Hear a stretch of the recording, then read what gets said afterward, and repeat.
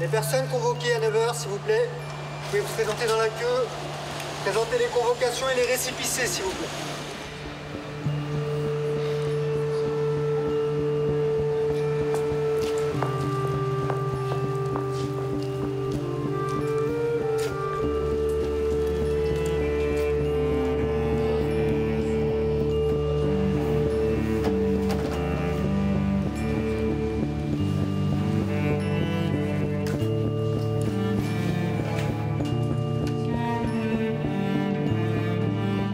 C'est la salle numéro 5, au rez-de-chaussée.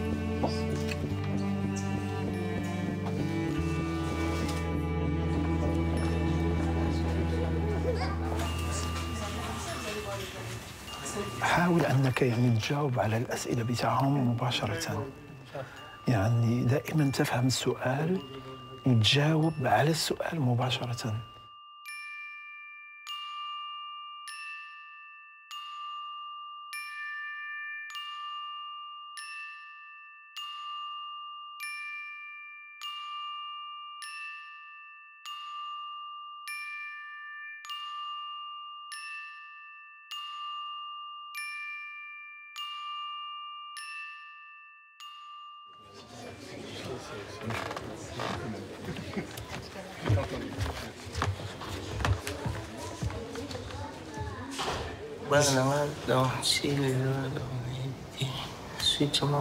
Ma famille, mes enfants, je ne sais pas où ils sont. Et c'est aux autorités françaises et de la liberté que je demande de la protection. Maître, nous vous écoutons. Merci, Monsieur le Président. Monsieur Lacour, Madame le rapporteur, il n'y a aucun doute sur le fait qu'il y ait eu ces manifestations, il n'y a aucun doute sur le fait qu'elles aient été réprimées dans le sang. Parce qu'il y a quand même... les autorités ont parlé d'un policier qui avait été tué, mais en fait, il y a eu aussi des manifestants qui ont été tués. Les policiers ont tiré à balles réelles sur les manifestants. Donc ça a été extrêmement violent. Pour moi, c'est évidemment un statut de réfugié, une protection conventionnelle qu'il faut envisager puisqu'il y a une coloration politique. Mais néanmoins, il serait intéressant de vous interroger aussi sur la protection subsidiaire compte tenu de ce qu'on sait et des rapports qui sont donnés sur les arrestations des personnes qui sont rapatriées après un refus de demande d'asile sur le tarmac de l'aéroport à Kinshasa. Et ces gens-là peuvent être immédiatement arrêtés et maltraités en détention. Pour toutes ces raisons, je vous demande bien évidemment d'annuler la décision du directeur général de l'OFPRA, d'accorder à M. Aya, en premier lieu, bien sûr, le bénéfice de la protection conventionnelle et de vous interroger, le cas échéant et à titre subsidiaire, sur l'application de la protection subsidiaire.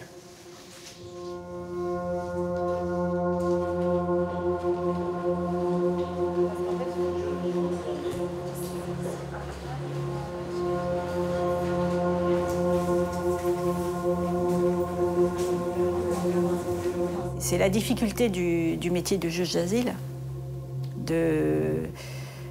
d'essayer d'approcher la vérité, de protéger ceux qui doivent l'être, de ne pas protéger ceux qui ne doivent pas l'être, avec les moyens que nous avons. Les gens ne connaissent pas l'histoire de ces gens-là, supposent que ces gens-là viennent pour prendre leur place, pour manger leur pain, alors que si eux étaient placés dans leur situation, ben, ils demanderaient exactement la même chose, parce que c'est un mécanisme foncièrement humain de devoir penser à protéger ses enfants, à ne pas laisser sa famille exposée, à essayer de faire en sorte de leur offrir éducation, santé, et un avenir à peu près stable.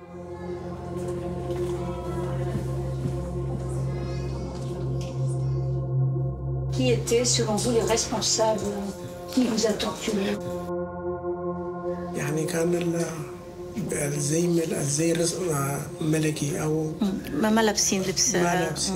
En fait, je ne peux pas vous dire exactement. Parce que quand j'étais détenue et violentée, les personnes s'habillaient en civil.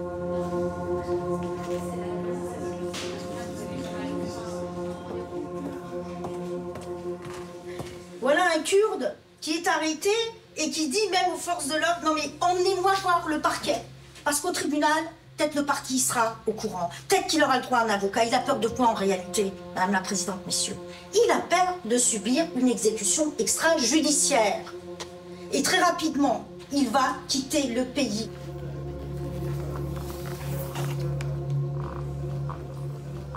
Elle risquerait de se faire exciser en cas de retour au Nigeria. Et donc, pour cette raison, moi, je vous demande d'accorder à l'enfant le statut de réfugié en raison des risques qu'elle encourt d'être excisée ou, à défaut, de lui accorder la protection subsidiaire.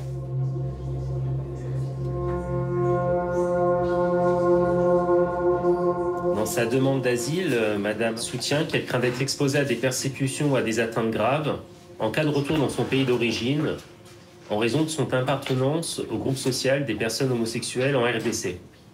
En septembre 2022, elle a révélé son homosexualité à sa sœur, laquelle l'a dénoncée à l'ensemble de sa famille. Elle a ensuite été séquestrée par sa famille, laquelle l'a soumise à des séances de délivrance. Je vous remercie, monsieur le rapporteur. Moi, j'ai été étonnée par le récit de votre première relation à l'âge de 9 ans. Avec Myriam. Donc je m'étonne de l'aspect très factuel de votre récit devant l'office. À 9 ans, madame, on n'a pas une idée de ce genre de choses. Donc je m'explique pas ce que vous avez pu ressentir, les sentiments que vous avez pu avoir à ce moment-là.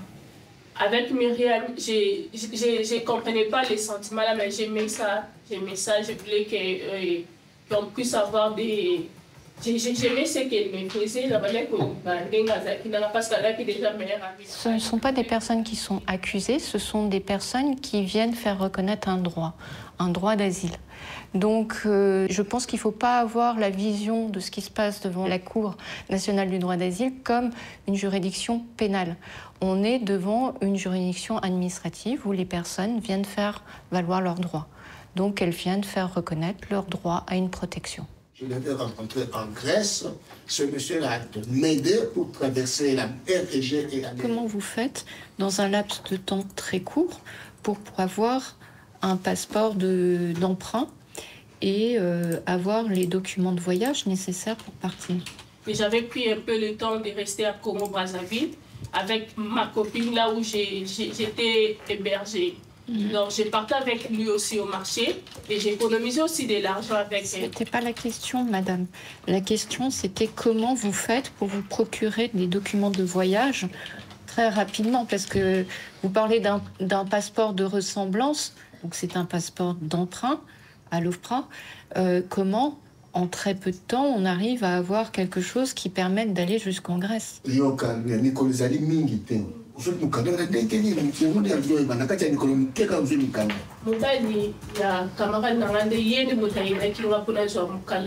mari de ma copine chez qui je résidais m'a aidé à obtenir ce document d'emprunt. Vous avez donné combien pour ce document? Je l'avais donné 700 €, 700 $. Mais à l'OFPRA, vous parlez de 1 000 $. 1 000 $, c'est ça. Et notre travail va consister à peut-être pointer les incohérences, se faire préciser des points obscurs après l'entretien, des choses qu'on n'a pas bien compris. Où était la personne à tel moment? Qu'est-ce qu'elle a fait? Pour se faire une opinion.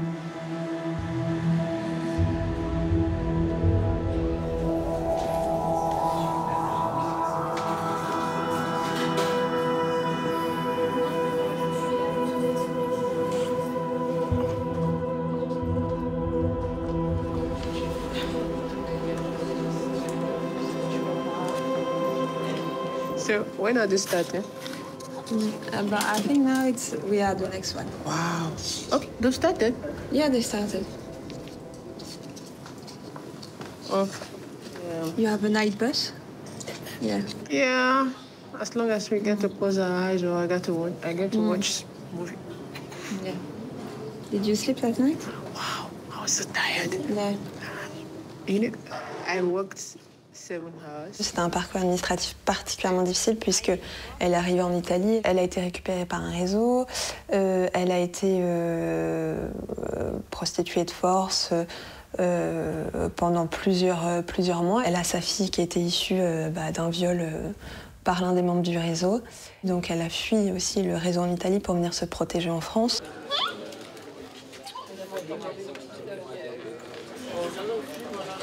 C'est là où c'est aussi, à mon sens, une grande difficulté du parcours de l'asile.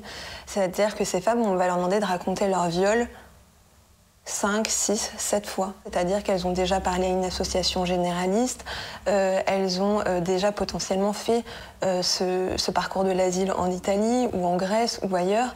Donc elles ont déjà raconté leur histoire et elles vont leur raconter devant l'OFPRA. Et puis ensuite, elles vont le raconter à l'association, à l'avocate, et puis ensuite, elles vont le raconter devant la CNDR. Et ça, c'est quelque chose qui, à mon sens, est contraire, en tout cas, au droit européen, qui nécessite de, justement, éviter toute retraumatisation de ces victimes. C'est quand même des récits où, la plupart du temps, les gens ont quand même connu des aventures qui sont particulièrement douloureuses. Et vous vous apercevez aussi que sur ce côté souffrance, douleur, vulnérabilité, les autorités françaises sont totalement aux abonnés absents. Hein, il y a quand même une chose, depuis 30 ans ou 40 ans, on réclame qu'il y ait un service psychologique de soutien aux demandeurs d'asile. Il n'existe rien de rien. À mon sens, la difficulté avec la Cour nationale du droit d'asile, c'est qu'ils vont se fonder pour refuser des demandes de protection internationale sur les déclarations des victimes aux audiences. De même qu'ils attendent qu'il y ait une logique chronologique. Or, on sait, les études démontrent que ces victimes qui ont un état de stress post-traumatique très important peuvent avoir leurs discours qui sont incohérents, ou tout ne va pas être cohérent, tout ne va pas être parfait. Et en fait, si vous voulez, ça, il faut le prendre en considération justement dans les décisions qui sont rendues. Quand nous, on apporte des éléments démontrant qu'elles ont été victimes, qu'on apporte des certificats médicaux, qu'on apporte des suivis psychologiques, qu'on apporte des attestations d'associations qui sont reconnues d'utilité publique par l'État, qui sont financées par l'État parfois, qui sont sérieuses, qui sont reconnues dans leur domaine, en fait, ça ne suffit pas. Et c'est ça la difficulté, c'est qu'on va se retrouver avec des femmes polytraumatisées à l'audience qui doivent avoir le discours parfait, le discours cohérent, la victime idéale, hein, ça, on y est aussi. Hein.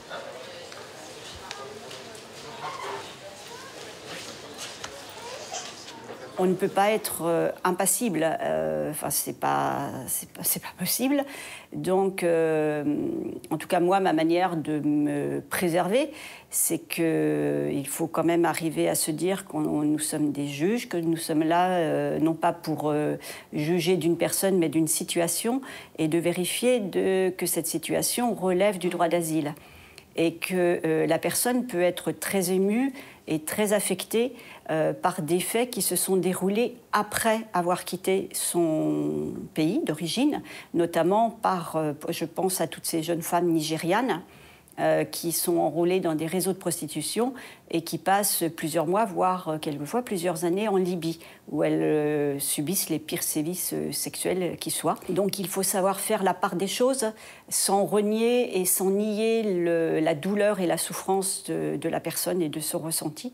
Mais il faut savoir aussi ne pas en tenir compte au moment de la décision, puisque au moment de la décision, ce que nous devons examiner, c'est les craintes par rapport à son pays d'origine en cas de retour et les faits qu'elle a vécu ou qu'il a vécu dans son pays d'origine, et non pas au niveau de son parcours d'exil, qui sont souvent de toute façon dramatiques.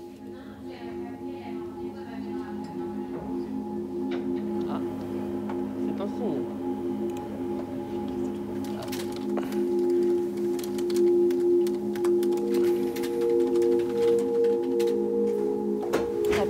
Voir pour ton dossier russe ou pas?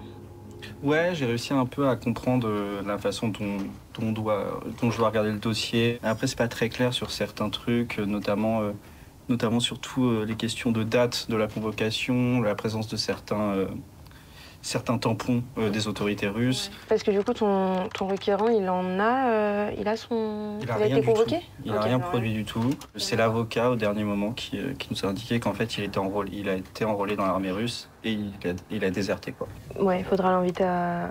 Ouais, du coup, dans le rapport, je vais l'évoquer, je vais inviter la formation de jugement à vraiment le questionner là-dessus pour savoir s'il a vraiment des craintes en raison du conflit, quoi. D'accord. Voilà.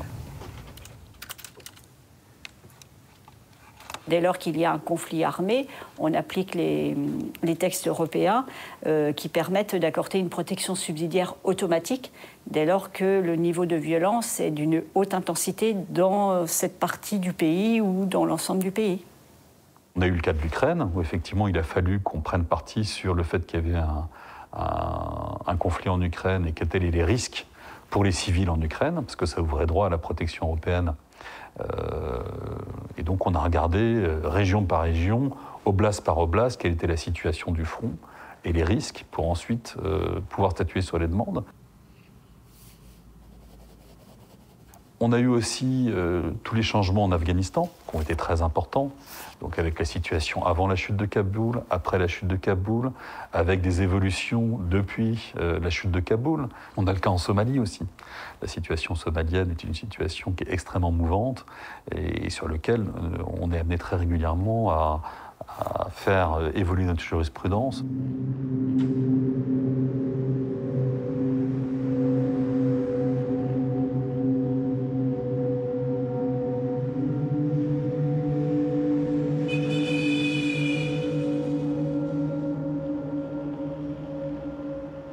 করোনার পরে আমি একটা ধর্মীয় বিপণিবিতানের দোকান দেই এবং স্যার এই দোকানটা দেওয়ার পর থেকেই আমাকে স্যার মৌলবাদী সন্ত্রাসীরা আমাকে বিভিন্ন সময় স্যার যেখানে পেতো আর যে ফোন দিয়ে আমাকে যে কোনো সময় আমাকে হুমকি দিত। Quand est-ce que son magasin a été attaqué? ওটা হচ্ছে 14 এপ্রিল 2022. 14 avril 2022. Bon. Et là, vous avez écrit comme le lendemain, c'était le dimanche de Pâques. Et c'était quand Pâques? Easter 16 তারিখে Easter ছিল 14 তারিখে 16 avril. Non. Si. Non.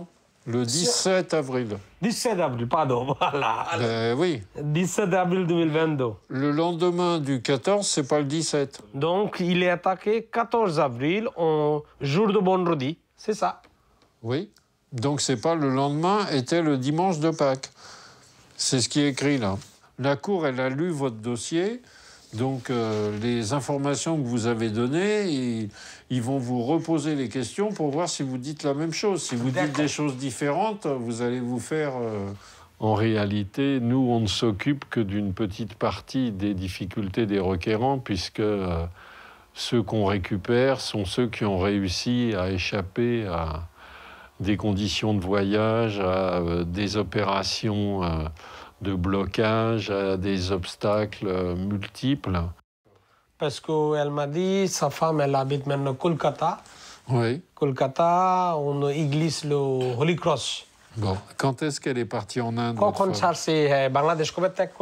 C'est une information importante, ça. Voyez, vous me répondez ça et vous me dites Calcutta. Si on ne percute pas...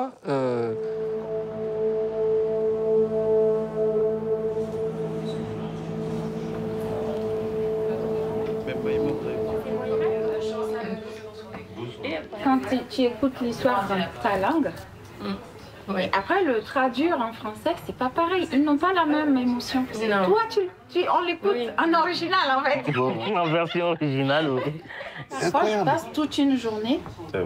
En fait, je passe mal la journée jusqu'en rentrant chez moi, mes enfants. Ah, t'as quelque chose, t'es calme. En fait, je vis. Dans ma tête, je continue de vivre la scène, personne, ouais. Ce qu'il a fait. Oui. Je me dis, parfois, je me dis, est-ce que ça vaut la peine que je continue ce boulot? Mais il y a parfois, surtout du Nigeria, il y a des tragédies. Oui, parce que les filles sont victimes de tellement de choses. Oui, de traite de personnes, non? Oui. C'est généralement des filles. Dans la prostitution et tout. Vous voyez le parcours. Des jeunes filles. Quelqu'un qui arrive finalement, se retrouve avec un enfant, peut-être dont elle ne connaît même pas le père. Et je crois que ça continue ici aussi, en France aussi. Oh, oui, bien sûr. Oui. Donc c'est... J'avais entendu, j'avais vu des documentaires. Comment cette femme est partie? Qu'est-ce qu'elle a connu comme étape? Non. vous avez envie de pleurer. Je pense d'ailleurs que les juges font un très gros effort, parfois, de rentrer dans la compréhension de la culture qui permet que tu te retrouves dans telle ou telle situation. Ils font cet effort-là. Mais ce n'est pas toujours évident, parce que leur cartésianisme, leur manière de percevoir les choses, d'évaluer, de faire, est toujours en dichotomie avec la manière dont les autres, dont le réfugié, j'allais dire, a géré son parcours. Tout à fait. Il y a une dame qui quittait aussi l'Afrique de l'Est, là, une fois, je crois, l'Ouganda, et qui devait descendre en Afrique du Sud. Bon, elle était fatiguée, elle s'est endormie. Il y avait justement un conflit familial aussi. Elle s'est endormie dans le bus. On lui demande les villes qu'elle a traversées. Mais elle était incapable de le dire. Voilà. Parce qu'elle dormait dans la culture occidentale. Tu dois te rappeler tout ça. Si on te réveille, on te dit tu es arrivé à Austin quel jour, tu vas donner la date. Mais nous, on n'est pas habitués à gérer ce... Alors, à plus forte raison, quelqu'un qui vient du village. Ils n'ont pas le sens du détail. Pour le requérant qui ne parle pas français, les interprètes, ce sont les seules personnes qui les comprennent réellement. Et j'ai envie de dire, pour le coup, simplement dans le fait de parler sa langue d'origine, on est beaucoup plus à l'aise. Et pour le requérant, l'interprète, qu'il soit froid, chaleureux, il y aurait une incidence. Parfois, ils connaissent bien le pays, ils connaissent très très bien le pays, donc ils savent comment un mot peut tout changer.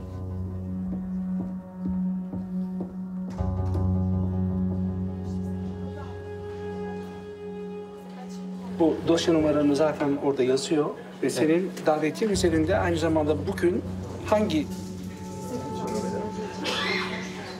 J'ai eu un interprète ce matin, sincèrement, qui d'abord il traduisait mal, et non seulement il traduit mal, mais il oublie. Donc je considère qu'aujourd'hui qu'il y a de nos clients qui n'ont pas de statut de réfugié, aucune protection, non pas parce qu'ils n'ont pas pu répondre aux questions, mais parce que c'est le fait des interprètes. Il n'est pas prévu, ce qui est assez impensable, voire déraisonnable, d'interprète au titre de l'aide juridictionnelle. Il n'y a pas d'interprète au titre de l'aide juridictionnelle en cabinet d'avocat, veux-je dire. Évidemment, à l'audience, il y a des interprètes. Donc nous ne pouvons pas recevoir nos requérants et requérantes avec un interprète, sauf s'ils le payent. On est un peu tout seul. Effectivement, on est dans une situation où on doit malgré tout travailler. Et la seule façon de débloquer cette situation, c'est de passer par... moi, typiquement, c'est ce que je fais par Google Traduction.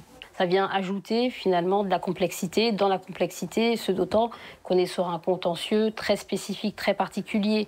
Et contrairement à ce que pense la Cour encore aujourd'hui, il n'y a pas de conspiration entre l'interprète, l'avocat et le justiciable.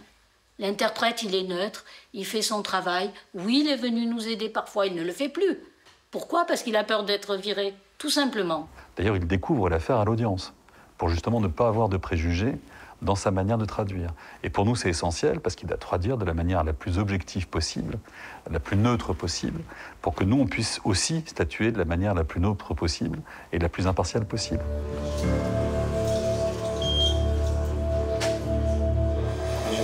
Il y a quelques... Ouais, des points qu'on avait vus. Voilà. Ouais. Je pense que... Moi, je suis plutôt positive, mais à la fois réservée, parce que je ne peux pas vous vendre du rêve. Sur le statut, je pense que s'il est difficile à obtenir, mais la protection subsidiaire, qui est tout à fait correcte aussi et qui vous permet de rester en France de façon tout à fait régulière, moi, je pense qu'on partirait plus sur une protection subsidiaire. Je ne pense pas qu'elle va franchir le pas. J'ai pu rencontrer mon client physiquement avant l'audience, mais tout s'est fait par téléphone, préalablement à l'audience. Et la première chose qui m'a semblé être un point fort dans ce cas d'espèce, c'était sa présentation. Parce qu'effectivement, il était très occidentalisé. Justement, il ne mesurait peut-être pas assez l'enjeu de cette audience. J'ai dû lui dire, attention, c'est maintenant, c'est un lieu d'écoute, c'est un lieu de recueil de votre parole, il faut la délier. Il faut revivre encore vos peurs une énième fois, il faut revivre encore vos traumatismes, et c'est maintenant qu'il faut nous expliquer ce qui s'est passé. Nous faire à notre tour vivre vos souffrances, car nous n'étions pas là, précisément. Et j'étais plutôt très confiante, ou du moins, quant à son attitude, je n'avais pas de doute que ça allait plutôt bien se passer. Bonjour. Bonjour. Bonjour monsieur. Bonjour maître.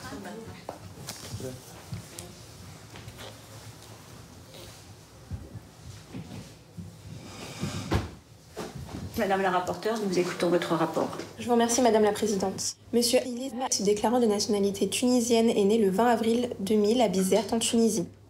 En 2016, il a pris conscience qu'il voulait renoncer à sa confession musulmane. Au mois de mai 2018, après avoir atteint l'âge de 18 ans, il a fait part à sa famille de son choix. Il a été menacé de mort par son père qui lui a également infligé de mauvais traitements. Craignant pour sa sécurité, il a quitté son pays le 7 novembre 2020 et a rejoint la France le 7 novembre 2021 après avoir résidé 1 an en Italie. Sa demande a été rejetée par l'Office au motif que ses déclarations relatives à la prise de conscience de son apostasie sont apparues sommaires et peu personnalisées, à l'instar des persécutions alléguées de la part de son père. C'est dans cet état que se présente cette affaire devant la Cour. Merci Madame la rapporteure. Bonjour Monsieur. Monsieur, quelles sont vos craintes en cas de retour en Tunisie? شنو هما المخاوف ديالك في حالة ما رجعت لتونس؟ انت خايف من واش؟ خايف من العذاب. J'ai peur de souffrir, j'ai peur de mourir. D'accord. Vos parents fréquentaient la mosquée à Bizerte? Ma mère faisait la prière à la maison. Oui, mon père y allait. Avant mon départ ici, il y allait les 5 fois par jour. Quand vous avez pris la décision d'annoncer à votre famille donc votre volonté de vous distancier de cette religion musulmane, est-ce que vous vous remémorez le jour où vous avez annoncé ça à vos parents? Oui, je me rappelle de tout. De toute façon, je ne peux pas oublier ça. Ça ne peut pas sortir de ma tête. D'accord. Qui alors était présent? Toute la famille. C'est-à-dire?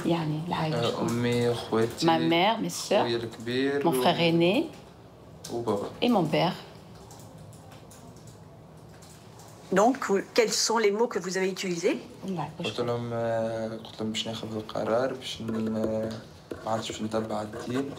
Je leur ai dit que j'avais décidé de ne plus suivre la religion, que j'avais décidé de ne plus faire la prière ni observer le jeûne du mois de Ramadan.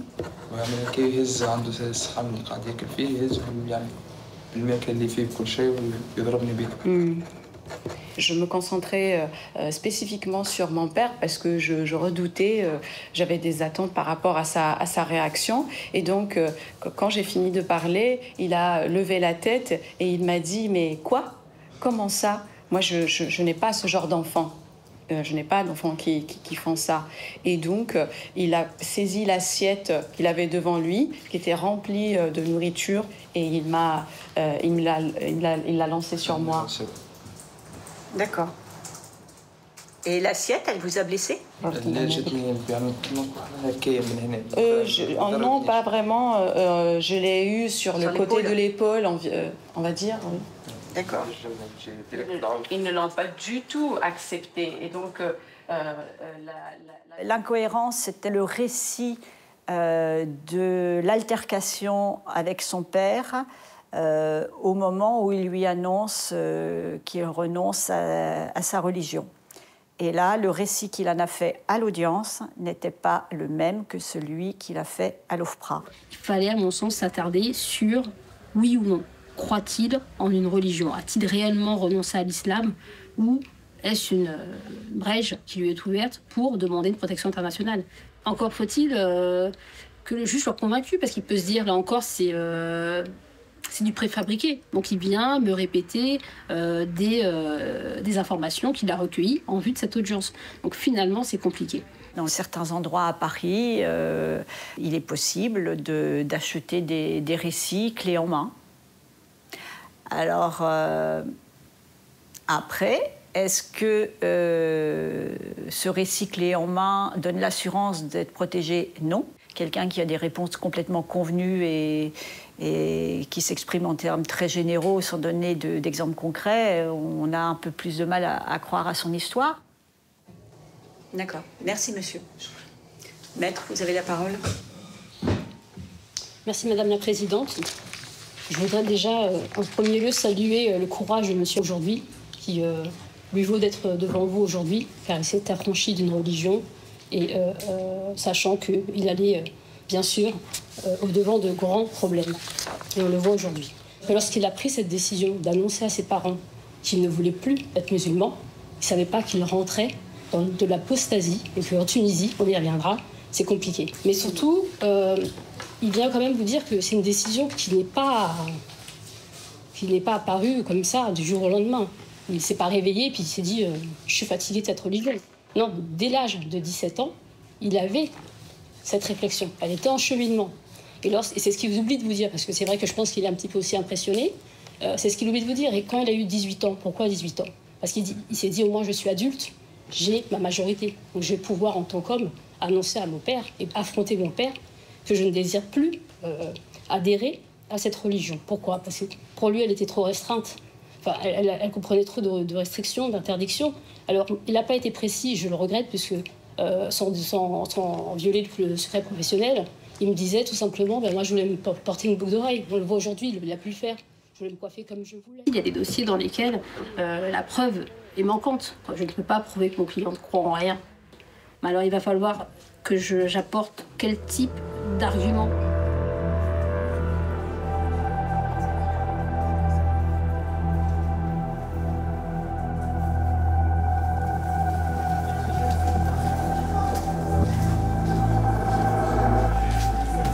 Le juge est en train de délibérer. Comme j'ai dit, ça va aller vite, c'est un juge unique. Hein, c'est d'abord la rapporteure qui va expliquer votre affaire, faire une synthèse, d'accord? Là, on n'intervient pas. Si besoin, vous avez la traduction, mais vous, c'est en français. Ça sera bon. Alors, toi, bébé, tu ne vas pas pleurer comme ce bébé. Tu vas être très calme pendant toute l'audience, d'accord?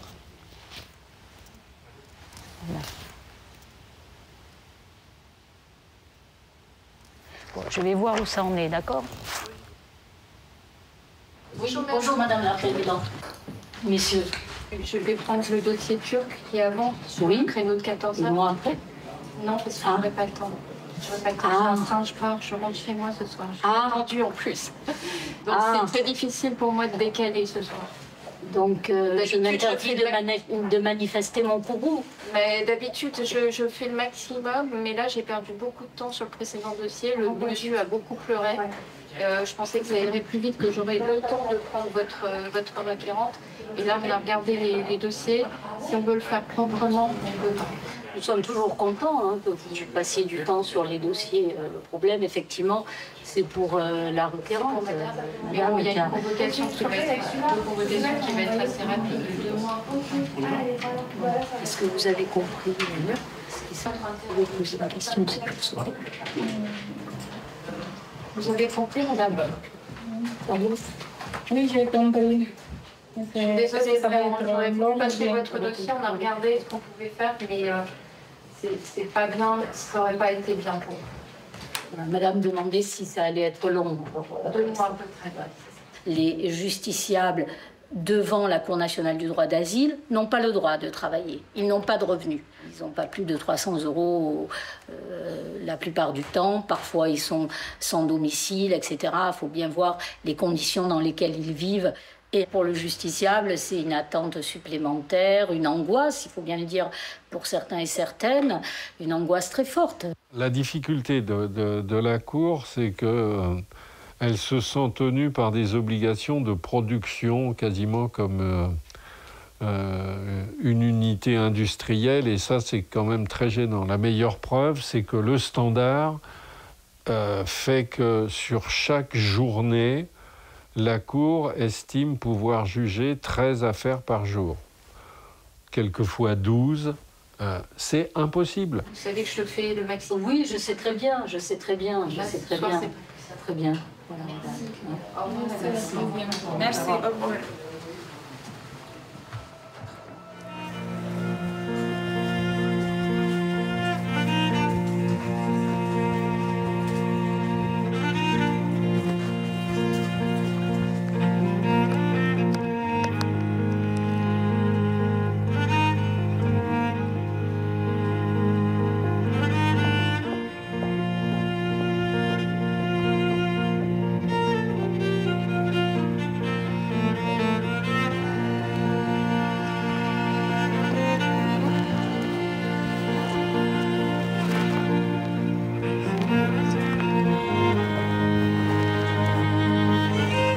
C'est bon? C'est bon, les documents sont là? Ouais. Allez.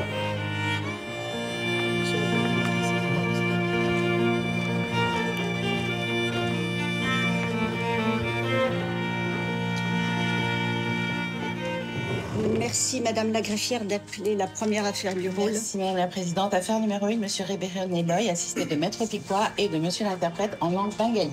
Bonjour, monsieur. Monsieur, pour quelle raison avez-vous quitté le Bangladesh? Madam Bangladesh ত্যাগ করার আমার কারণ হচ্ছে ম্যাডাম আমি বাংলাদেশে ওইরকম আমি ভালো Monsieur Ribeiro, pour comprendre le traitement de son dossier, il faut garder à l'esprit que c'est un Bangladais. La problématique que soulève cette minorité chrétienne, c'est effectivement la volonté de la majorité au Bangladesh, compte tenu de la mode actuelle, d'un islamisme violent.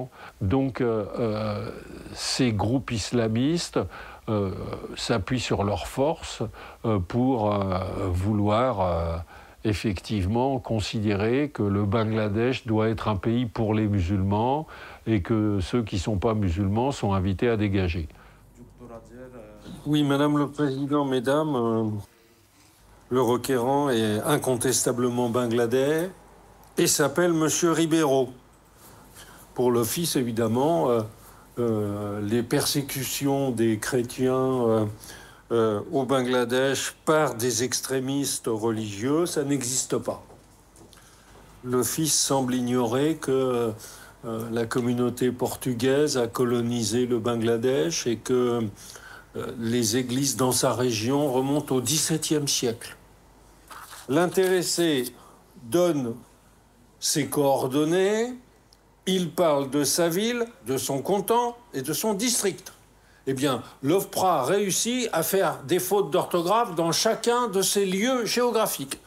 Alors, vous me direz que ce n'est pas pour l'orthographe qu'il y a lieu de s'intéresser. C'est que les lieux géographiques, vous prenez les cartes, juste des cartes, pour trouver l'endroit où il y a son église, pour trouver l'endroit où il y a sa boutique et pour comprendre. Eh bien non, ils ne veulent pas comprendre. Et c'est ça qui est insupportable. Alors, dans le calendrier religieux, après Noël, quelle est la grande fête suivante? C'est celle de Pâques. Donc, lui, il vous dit qu'il est effectivement attaqué le 14 avril. Vous pourrez vérifier, le Pâques a bien eu lieu le 17 en 2022. Tout ça est parfaitement vérifiable. Et qu'est-ce que fait l'OFPRA? Rien.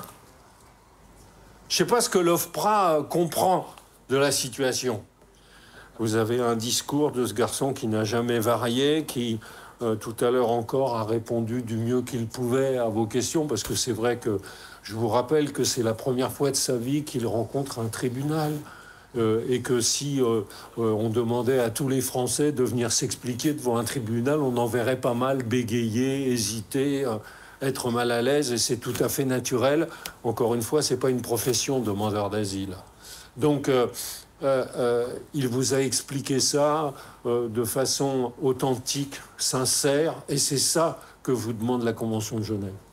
Vous savez que je n'ai rien inventé, que ces islamistes fondamentalistes sont extrêmement violents, qu'ils sont capables de me tuer, que les autorités, pour leur faire plaisir, sont capables de m'enfermer pendant des années, alors qu'il est totalement innocent. Et je pense que vous n'aurez absolument aucun doute là-dessus. Voilà pourquoi nous vous demandons le bénéfice de la protection au titre de la Convention de Genève. Merci. Merci, maître. L'affaire est mise en délibéré. La lecture de la décision est prévue pour le 13 février prochain à 11h.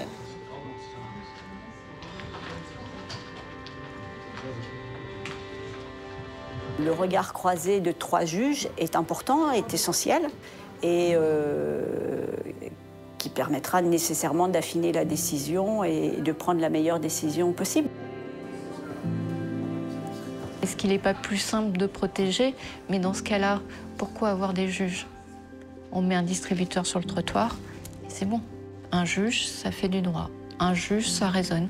Un juge, ça fonde cette décision sur des éléments précis. Donc, est-ce qu'on a assez pour protéger ou pas? C'est la question qu'on se pose à chaque fois.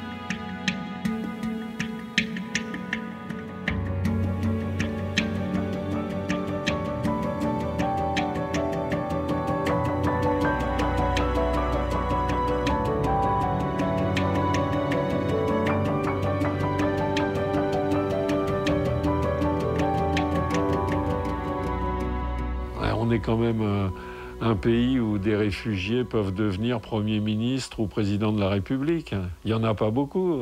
Je pense que l'Arménien, M. Balladur, s'en souvient, que M. Sarkozy, le Hongrois, s'en souviendra aussi.